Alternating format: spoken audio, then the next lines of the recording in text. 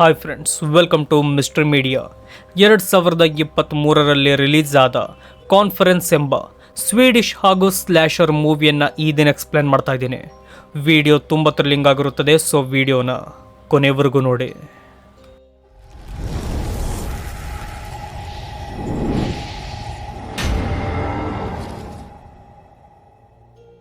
ಮೂವಿಯ ಮೊದಲ ಸೀನಲ್ಲಿ ಎಲ್ಲ ಕಡೆ ರಕ್ತ ಆಗಿರೋ ಒಂದು ರೆಸಾರ್ಟ್ ಅನ್ನು ನೋಡ್ತೀವಿ.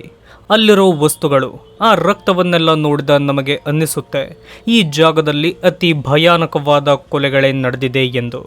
ಆಗ ಸೀನ್ ಚೇಂಜ್ ಆಗುತ್ತೆ. ಈ ಸೀನ್ ಶುರುವಾಗೋದು ಕೆಲ ಸಮಯದ ಹಿಂದೆ. ಆಗ ನಮಗೆ ಅಲ್ಲಿನ ಲೋಕಲ್ ಕಂಪನಿಯ ವರ್ಕರ್ಗಳು ಕಾಣ್ತಾರೆ. ಅವರೆಲ್ಲ ಅದೇ ರೆಸಾರ್ಟ್ಗೆ ಹೋಗುತ್ತಿದ್ದಾರೆ ಎಂದು ನಮಗೆ ಗೊತ್ತಾಗುತ್ತೆ. ಈ ಕೋಲರಂಗನ್ನ ಟೌನ್ಗೆ ಇವರು ಬರುತ್ತಿರೋ ಉದ್ದೇಶ ಒಂದು ದೊಡ್ಡ ಶಾಪಿಂಗ್ ಮಾಲನ್ನು ಕಟ್ಟಲು. ಈ ಪ್ರಾಜೆಕ್ಟನ್ನು ಲೀಡ್ ಮಾಡುತ್ತಿರೋದೇ ಈ ಟೀಮ್ನಲ್ಲಿರೋ ಇಂಗೆಲಾ ಮತ್ತು ಜೋನಸ್. ಇವರಿಬ್ಬರು ಮಾತ್ರ ಈ ಪ್ರಾಜೆಕ್ಟನ್ನು ಕಂಪ್ಲೀಟ್ ಮಾಡಲು ತುಂಬ ಎಕ್ಸೈಟ್ ಆಗಿರ್ತಾರೆ. ಆದರೆ ಮಿಕ್ಕವರಿಗೆ ಮಾತ್ರ ಯಾವುದೇ ಇಂಟ್ರೆಸ್ಟ್ ಇರೋದಿಲ್ಲ. ನಂತರ ಎಲ್ಲರೂ ತಾವು ಮಾಡಬೇಕಿದ್ದ ಮಾಲ್ನ ಜಾಗವನ್ನು ನೋಡ್ತಾರೆ. ಅದು ಜಮೀನಿನ ಜಾಗವಾಗಿರುತ್ತೆ. ಆ ಕೆಲಸವನ್ನು ಮುಗಿಸಿ ಟೌನ್ನಿಂದ ಸ್ವಲ್ಪ ಆಚೆ ಇರೋ ಒಂದು ರೆಸಾರ್ಟ್ಗೆ ಹೋಗ್ತಾರೆ. ಆ ರೆಸಾರ್ಟ್ನಲ್ಲಿದ್ದ ಜೆನಿ ಎಲ್ಲರನ್ನೂ ತುಂಬ ಪ್ರೀತಿಯಿಂದ ವೆಲ್ಕಮ್ ಮಾಡಿಕೊಳ್ತಾಳೆ. ಸ್ನೇಹಿತರೆ, ಈ ಎಂಪ್ಲಾಯ್ಗಳು ಈ ಕೋಲೋರೆಂಗನ್ಗೆ ಬಂದು ಶಾಪಿಂಗ್ ಮಾಲನ್ನು ಮಾಡುತ್ತಿರೋ ವಿಷಯ ಆ ಟೌನ್ನ ಯಾರಿಗೂ ಕೂಡ ಇಷ್ಟ ಇರೋದಿಲ್ಲ. ಏಕೆಂದರೆ ಈ ಶಾಪಿಂಗ್ ಮಾಲ್ ಕಷ್ಟಪಟ್ಟು ದುಡಿಯುವ ಎಷ್ಟೋ ರೈತರ ಜಮೀನನ್ನು ಆಕ್ರಮಿಸಿಕೊಂಡಿರುತ್ತೆ. ಹಾಗಾಗಿ ಟೌನ್ನವರೆಲ್ಲ ಈ ಮಾಲನ್ನು ಕಟ್ಟಬಾರದೆಂದು ವಿರೋಧ ಮಾಡಿರ್ತಾರೆ. ಆದರೂ ಇಂಗೆಲಾ ಹಾಗೂ ಜೋನಸ್ ಈ ಪ್ರಾಜೆಕ್ಟನ್ನು ಕಂಪ್ಲೀಟ್ ಮಾಡಲೇಬೇಕೆಂದು ಕಂಪನಿಯಿಂದ ಟೀಮನ್ನು ಕರೆದುಕೊಂಡು ಬಂದಿರ್ತಾರೆ. ಟೌನ್ನವರು ಇವರನ್ನು ವಿರೋಧ ಮಾಡುತ್ತಿರೋದು ಗೊತ್ತಿದ್ದರು ಈ ರೆಸಾರ್ಟ್ನವರು ದುಡ್ಡಿಗಾಗಿ ಇವರನ್ನು ಸ್ಟೇ ಮಾಡಿಸಿಕೊಳ್ತಾರೆ. ಆಗ ನಮಗೆ ಆ ರೆಸಾರ್ಟ್ನಲ್ಲಿ ಕೆಲಸ ಮಾಡೋ ಜೆನಿ, ಕೇರ್ ಟೇಕರ್ ರೋಜರ್, ಗೈಡ್ ಹಾಗೂ ಆಕ್ಟಿವಿಟಿ ಮಾಡಿಸೋ ಕ್ಲೋಯಿ ಹಾಗೂ ಶೆಫ್ ಆದ ಕಾರ್ಲ್ ಪರಿಚಯವಾಗ್ತಾರೆ. ನಂತರ ಎಲ್ಲರೂ ತಮ್ಮ ತಮ್ಮ ರೂಮ್ಗೆ ಹೋಗ್ತಾರೆ.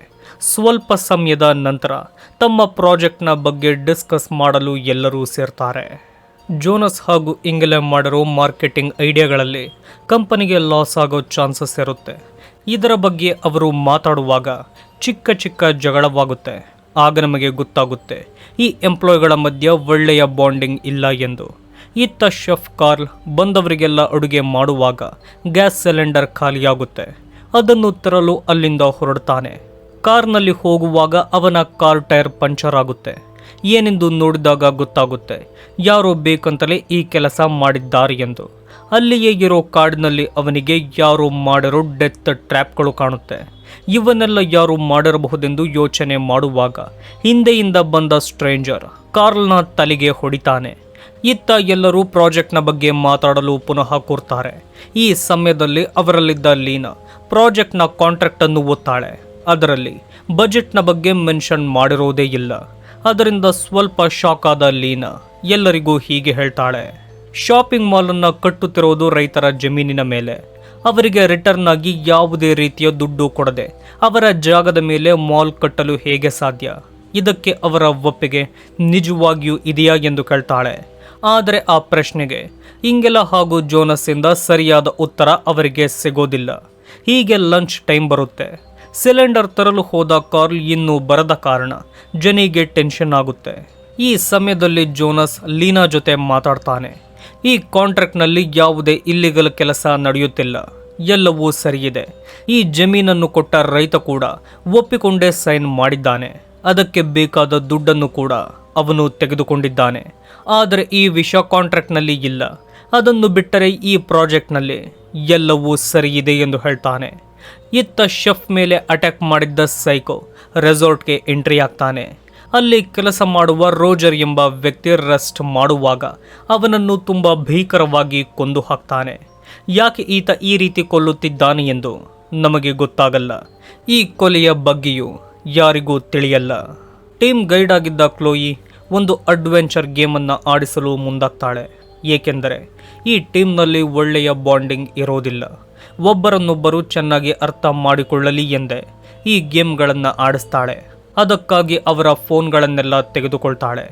ಈ ಸಮಯದಲ್ಲಿ ಅಮೀರ್ ಲೀನಾ ಜೊತೆ ಒಂದು ಶಾಕಿಂಗ್ ವಿಷಯ ಹೇಳ್ತಾನೆ. ಅದೇನೆಂದರೆ ಮಾಲ್ ಕಟ್ಟುತ್ತಿರೋ ಜಾಗದಲ್ಲಿರೋ ಜಮೀನು ಫಾರ್ಮರ್ ಪಾಲ್ಸನ್ ಎಂಬ ವ್ಯಕ್ತಿಗೆ ಸೇರಿದ್ದು. ಅವನಿಂದ ಈ ಜಾಗವನ್ನು ತುಂಬ ಬಲವಂತವಾಗಿ ಕಿತ್ತುಕೊಳ್ಳಲಾಗಿದೆ. ಹಾಗಾಗಿ ಪಾಲ್ಸನ್ ಸೂಸೈಡ್ ಮಾಡಿಕೊಂಡು ಸತ್ತು ಹೋದ ಎಂದು ಹೇಳ್ತಾನೆ. ಈ ಮಾತನ್ನು ಕೇಳಿದ ಲೀನಾಗೆ ದೊಡ್ಡ ಶಾಕ್ ಆಗುತ್ತೆ. ನಂತರ ಗೇಮ್ ಶುರುವಾಗಿ ಎಲ್ಲರೂ ತುಂಬ ಬ್ಯುಸಿ ಆಗ್ತಾರೆ.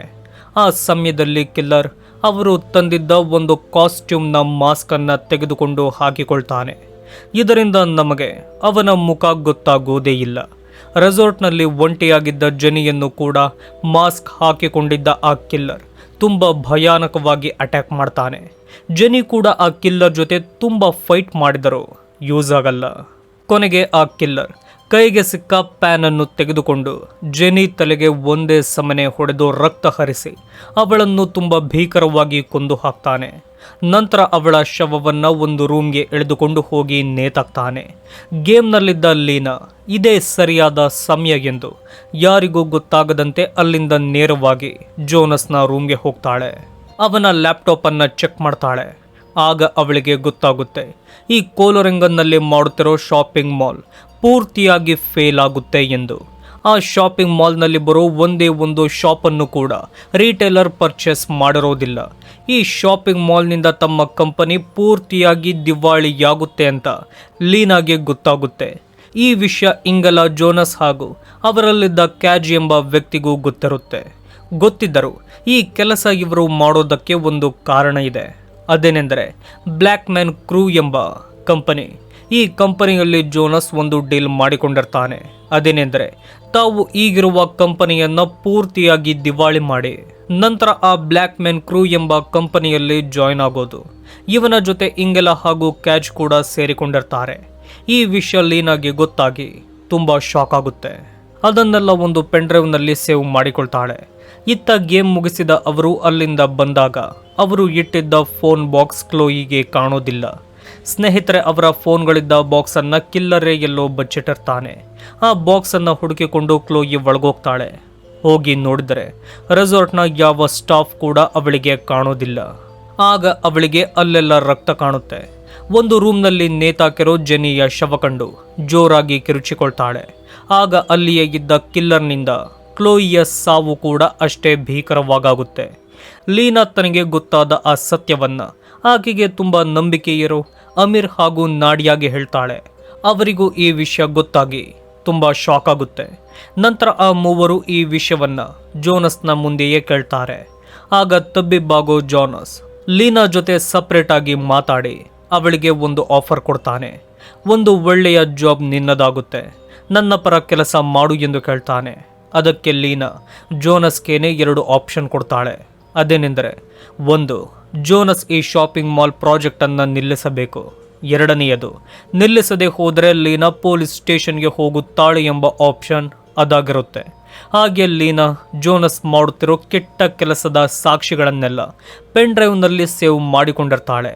ಈ ವಿಷಯವು ಜೋನಸ್ಗೆ ಗೊತ್ತಾಗಿ ತುಂಬ ಟೆನ್ಷನ್ ಆಗ್ತಾನೆ. ಅದೇ ಸಮಯದಲ್ಲಿ ಹೊರಗಿದ್ದ ಕ್ಯಾಜ್ ಬಳಿ ಕಿಲ್ಲರ್ ಬರ್ತಾನೆ. ಅಲ್ಲಿದ್ದ ಒಂದು ಮೋಟಾರ್ ತೆಗೆದುಕೊಂಡು ಅದರಿಂದಲೇ ಕ್ಯಾಜ್ನನ್ನು ಕೊಂದು ಹಾಕ್ತಾನೆ.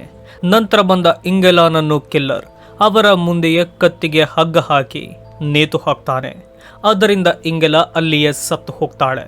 ಆಗ ಆ ಕಿಲ್ಲರ್ನನ್ನು ನೋಡಿದ ಎಲ್ಲರೂ ತುಂಬ ಗಾಬರಿಯಾಗಿ ಕಿರುಚಾಡಿಕೊಂಡು ಒಂದೊಂದು ಕಡೆ ಓಡೋಗ್ತಾರೆ. ಕಾಡಿನ ಬಳಿ ಓಡುತ್ತಿದ್ದ ಜೋನಸ್ ಆ ಕಿಲ್ಲರ್ ಮಾಡಿದ್ದ ಟ್ರ್ಯಾಪ್ನ ವೈರ್ಗೆ ಸಿಗ್ತಾನೆ. ಅದರಿಂದ ಅವನ ತಲೆ ಕಟ್ಟಾಗಲ್ಲ, ಬದಲಿಗೆ ಅವನ ತಲೆಯ ಚರ್ಮ ಕಿತ್ತು ಹೋಗುತ್ತೆ. ಹೀಗೆ ಜೋನಸ್ ಹಾಗೂ ಲೀನಾ ಪ್ರಾಣ ಉಳಿಸಿಕೊಂಡು ರಿವರ್ ರಾಫ್ಟ್ನ ಬಳಿ ಬರ್ತಾರೆ. ಆ ರಾಫ್ಟ್ ಮೂಲಕ ಅವರಿಬ್ಬರು ಅಲ್ಲಿಂದ ಹೋಗಲು ನೋಡಿದಾಗ ಜೋನಸ್ ಲೀನಾಗೆ ಸಹಾಯ ಮಾಡೋದಿಲ್ಲ. ಬದಲಿಗೆ ಅವನು ಸಾಕ್ಷಿಗಳಿರೋ ಆ ಪೆನ್ ಡ್ರೈವ್ ಅನ್ನು ಕೇಳ್ತಾನೆ. ಆ ಸಮಯದಲ್ಲಿ ಪ್ರಾಣನೇ ಮುಖ್ಯವಾಗಿದ್ದರಿಂದ ಲೀನಾ ಆ ಪೆನ್ ಡ್ರೈವ್ ಅನ್ನು ಜೋನಸ್ಗೆ ಕೊಟ್ಟು ಬಿಡ್ತಾಳೆ. ಆದರೆ ನಿಯತ್ತಿಲ್ಲದ ಜೋನಸ್ ಅವಳನ್ನ ನೀರಿಗೆ ತಳ್ಳಿಬಿಡ್ತಾನೆ. ಆಗ ಲೀನಾ ಪುನಃ ದಡಕ್ಕೆ ಬಂದಾಗ ಆ ಕಿಲ್ಲರ್ ಕಾಣ್ತಾನೆ. ಅಲ್ಲಿಂದಲೂ ಲೀನಾ ಓಡೋಗ್ತಾಳೆ. ಇತ್ತ ಆನೆಟ್, ಜೋನಸ್ ಹಾಗೂ ಲೀನಾ ಬೇರೆಯಾಗಿದ್ದರೆ ಅಮೀರ್, ನಾಡಿಯಾ, ಈವಾ ಹಾಗೂ ಟೋರ್ಬಿಯನ್ ಕ್ಯಾಬಿನ್ನಲ್ಲಿರ್ತಾರೆ. ಆ ಕಿಲ್ಲರ್ನನ್ನು ಹೇಗೆ ಸಾಯಿಸಬೇಕು, ನಾವೇಗೆ ಅವನಿಂದ ಪಾರಾಗಬೇಕೆಂದು ಪ್ಲಾನ್ ಮಾಡುತ್ತಿರುತ್ತಾರೆ. ಇತ್ತ ಆ ನದಿಯನ್ನು ದಾಟಲಾಗದ ಜೋನಸ್ ಪುನಃ ದಡಕ್ಕೆ ಬರ್ತಾನೆ. ಬಂದ ಅವನಿಗೆ ಆನೆಟ್ ಸಿಗ್ತಾಳೆ. ಅವನಿಗಾಗಿರೋ ಗಾಯ ನೋಡಿದ ಅವಳಿಗೆ ತುಂಬ ಭಯವಾಗುತ್ತೆ. ಹಾಗೆಯೇ ಆ ಕಿತ್ತು ಹೋಗಿರೋ ಚರ್ಮವನ್ನು ಸ್ಟಿಚ್ ಮಾಡಲು ಮುಂದಾಗ್ತಾಳೆ. ಸ್ನೇಹಿತರೆ, ಇದೊಂದು ಭಯಾನಕ ಸೀನ್ ಎಂದೇ ಹೇಳಬಹುದು. ಈ ಸಮಯದಲ್ಲಿ ಅವರೆಲ್ಲ ಆ ಕಿಲ್ಲರ್ ಯಾರಿರಬಹುದು, ಯಾಕೆ ನಮ್ಮನ್ನು ಕೊಲ್ಲುತ್ತಿದ್ದಾನೆ ಎಂದು ಯೋಚನೆ ಮಾಡಲು ಶುರು ಮಾಡ್ತಾರೆ. ಆಗ ಅವರಿಗೆ ಒಂದು ಅನುಮಾನ ಬರುತ್ತೆ. ಅದೇನೆಂದರೆ ನಮ್ಮನ್ನೆಲ್ಲ ಸಾಯಿಸಲು ಪ್ರಯತ್ನ ಪಡುತ್ತಿರೋದು ಫ್ರಾನ್ಸ್ ಇರಬಹುದು ಎಂದು. ಸ್ನೇಹಿತರೆ, ಅವರು ಅಂದುಕೊಂಡಿರೋ ಫ್ರಾನ್ಸ್ ಯಾರೆಂದರೆ ಅವನು ಕೂಡ ಇವರ ಟೀಮ್ನಲ್ಲಿಯೇ ಇದ್ದವನು. ಒಂದು ಪ್ರಾಜೆಕ್ಟ್ನಲ್ಲಿ ಜಗಳವಾಗಿ ಇಂಗಲ ಮೇಲೆ ಅವನು ಅಟ್ಯಾಕ್ ಮಾಡಿರ್ತಾನೆ. ಆಗಿನಿಂದ ಅವನನ್ನು ಕೆಲಸದಿಂದ ತೆಗೆದಾಕರ್ತಾರೆ. ಈ ಫ್ರಾನ್ಸ್ ಈಗ ನಮ್ಮನ್ನು ಕೊಲ್ಲಲು ಪ್ರಯತ್ನ ಪಡುತ್ತಿರೋದು ಎಂದು ಅವರೆಲ್ಲ ಅಂದುಕೊಳ್ತಾರೆ. ಈ ಸಮಯದಲ್ಲಿ ಕಿಲ್ಲರ್ ಪುನಃ ಎದುರಾಗ್ತಾನೆ. ಅವನನ್ನು ನೋಡಿದ ಜೋನಸ್ ಅಲ್ಲಿದ್ದ ಬೈಕ್ ತೆಗೆದುಕೊಂಡು ಆನೆಟ್ಗೆ ಸಹಾಯ ಮಾಡದೆ ಹೊರಟೋಗ್ತಾನೆ. ಆಗ ಆನೆಟ್ನ ಮುಂದೆ ಕಿಲ್ಲರ್ ಬರ್ತಾನೆ. ಆಗ ಆನೆಟ್ ಇವನು ಫ್ರಾನ್ಸಿ ಎಂದುಕೊಂಡು ಅವನ ಬಳಿ ಹೋಗ್ತಾಳೆ. ಇನ್ನು ಮುಂದೆ ನಾನು ನಿನ್ನ ಕಡೆಗಿರ್ತೇನೆ, ದಯವಿಟ್ಟು ನನ್ನನ್ನು ಕೊಲ್ಲಬೇಡ ಫ್ರಾನ್ಸ್ ಎಂದು ಹೇಳಿ ಅವನ ಮಾಸ್ಕನ್ನು ತೆಗಿತಾಳೆ. ಅವನ ಮುಖ ನೋಡಿ ತುಂಬ ಶಾಕ್ ಆಗ್ತಾಳೆ. ಏಕೆಂದರೆ ಆ ಕಿಲ್ಲರ್ ಅವರೆಲ್ಲ ಅಂದುಕೊಂಡಿದ್ದ ಫ್ರಾನ್ಸ್ ಆಗಿರೋದಿಲ್ಲ. ತಂದಿದ್ದ ಮಚ್ಚಿನಿಂದ ಅವಳ ತಲೆಗೆ ಹೊಡಿತಾನೆ. ಇದರಿಂದ ಆನೆಟ್ ಸತ್ತು ಹೋಗ್ತಾಳೆ. ರೋಡ್ನಲ್ಲಿ ಹೋಗುತ್ತಿದ್ದ ಜೋನಸ್ ಕಿಲ್ಲರ್ ಮಾಡಿದ್ದ ಟ್ರ್ಯಾಪ್ಗೆ ಸಿಕ್ಕಿ ನದಿಗೆ ಬೀಳ್ತಾನೆ. ಇತ್ತ ಮಿಕ್ಕ ಎಲ್ಲರೂ ಕಿಲ್ಲರ್ನಿಂದ ತುಂಬ ಹೆದರಿ ಹೋಗಿರ್ತಾರೆ. ಆಗ ಅವರು ಒಂದೊಂದು ರೀತಿಯ ವೆಪನ್ ತೆಗೆದುಕೊಂಡು ಕ್ಯಾಬಿನ್ನಿಂದ ಹೊರಗೆ ಬರ್ತಾರೆ. ಅಲ್ಲಿಂದ ಕಾಡಿನ ಮೂಲಕ ಹೋಗಲು ಮುಂದಾಗ್ತಾರೆ. ಆದರೆ ಅದು ಸಾಧ್ಯವಾಗಲ್ಲ. ಅಲ್ಲಿಗೂ ಬಂದ ಕಿಲ್ಲರ್ನನ್ನು ನೋಡಿ ಎಲ್ಲರೂ ಒಂದೊಂದು ಕಡೆ ಓಡೋಗ್ತಾರೆ. ಅವರಿಂದ ಬೇರೆಯಾಗಿದ್ದ ಲೀನಾ ಹಾಗೂ ಅಮೀರ್ಗೆ ರಿವರನ್ನು ದಾಟೋ ರೋಪ್ ಕಾಣುತ್ತೆ. ಅದರ ಮೂಲಕ ಇಬ್ಬರು ಹೋಗ್ತಾರೆ. ಹೋಗುವಾಗ ಅಮೀರ್ಗೆ ಆ ರೋಪ್ನ ಎಂಡ್ ಪಾಯಿಂಟ್ ಕಾಣುತ್ತೆ. ಆ ಜಾಗದಲ್ಲಿ ಕಿಲ್ಲರ್ ಚೂಪಾದ ಸ್ಟಿಕ್ಗಳನ್ನು ಹಾಕಿರ್ತಾನೆ. ಆಗ ಅಮೀರ್ ಲೀನಾ ಇದರಿಂದ ಸಾಯಬಾರದೆಂದು ತಾನೇ ಸತ್ತು ಅವಳನ್ನು ಉಳಿಸಿಕೊಳ್ಳಲು ಪ್ರಯತ್ನ ಪಡ್ತಾನೆ. ಏಕೆಂದರೆ ಅಮೀರ್ ಲೀನಾನನ್ನು ಲವ್ ಮಾಡ್ತಿರ್ತಾನೆ. ಹೀಗೆ ಅಮೀರ್ ಆ ಟ್ರ್ಯಾಪ್ಗೆ ಸಿಕ್ಕಿ ಸತ್ತು ಹೋಗ್ತಾನೆ. ಲೀನಾಗೆ ಅದರಿಂದ ಏಟಾದರೂ ಅವಳ ಪ್ರಾಣಕ್ಕೆ ಏನು ಕೂಡ ಆಗೋದಿಲ್ಲ. ಅಮೀರ್ನ ಸಾವಿನಿಂದ ಆಕೆ ತುಂಬ ದುಃಖ ಪಡ್ತಾಳೆ. ಇತ್ತ ಟೋರ್ಬಿಯನ್ ಹಾಗೂ ಈವಾ ಪುನಃ ಕ್ಯಾಬಿನ್ಗೆ ಬರ್ತಾರೆ. ಆದರೆ ಅವರಿಗೆ ನಾಡಿಯಾ ಎಲ್ಲಿಯೂ ಕಾಣೋದಿಲ್ಲ. ಹೀಗಿರುವಾಗ ಅಲ್ಲಿಗೆ ಕಿಲ್ಲರ್ ಬರ್ತಾನೆ. ಈವಾ ಹೆದರಿಕೊಂಡು ಓಡೋಗ್ತಾಳೆ. ಬಂದ ಆತ ಟೋರ್ಬೇನ್ಗೆ ಸಾಯೋ ರೀತಿ ಹೊಡಿತಾನೆ. ಇನ್ನೇನು ಆತ ಸತ್ತು ಹೋಗುತ್ತಾನೆ ಎಂದು ಕೊಳ್ಳುವಾಗ ಓಡೋಗಿದ್ದ ಈವಾ ಅವನನ್ನು ಉಳಿಸಲು ಒಂದು ಟೂಲನ್ನು ಹಿಡಿದುಕೊಂಡು ಓಡಿ ಬರ್ತಾಳೆ. ಒಬ್ಬಳೆ ಆ ಕಿಲ್ಲರ್ನನ್ನು ಹೆದರಿಸಿ ಓಡಿಸ್ತಾಳೆ. ಟೋರ್ಬಿಯನ್ನನ್ನು ಕಾಪಾಡಿಕೊಳ್ತಾಳೆ. ಆಗ ಟೋರ್ಬಿಯನ್ಗೆ ಅಲ್ಲಿದ್ದ ನ್ಯೂಸ್ ಪೇಪರ್ನಿಂದ ಗೊತ್ತಾಗುತ್ತೆ, ಸೂಸೈಡ್ ಮಾಡಿಕೊಂಡು ಸತ್ತ ರೈತನಾಗಿದ್ದ ಪಾಲ್ಸನ್ಗೆ ಮಗ ಇದ್ದಾನೆ ಎಂದು. ಅಂದರೆ ಇವರನ್ನೆಲ್ಲ ಕೊಲ್ಲುತ್ತಿರೋದು ಪಾಲ್ಸನ್ನ ಮಗ ಆಗಿರ್ತಾನೆ. ಸ್ನೇಹಿತರೆ, ಈ ಕಂಪನಿಯವರಿಂದ ಫಾರ್ಮರ್ ಪಾಲ್ಸನ್ ಸೂಸೈಡ್ ಮಾಡಿಕೊಂಡು ಸತ್ತಿರ್ತಾನೆ. ಹಾಗೆ ಅವನ ಜಮೀನನ್ನು ಕೂಡ ಕಿತ್ತುಕೊಂಡಿರ್ತಾರೆ.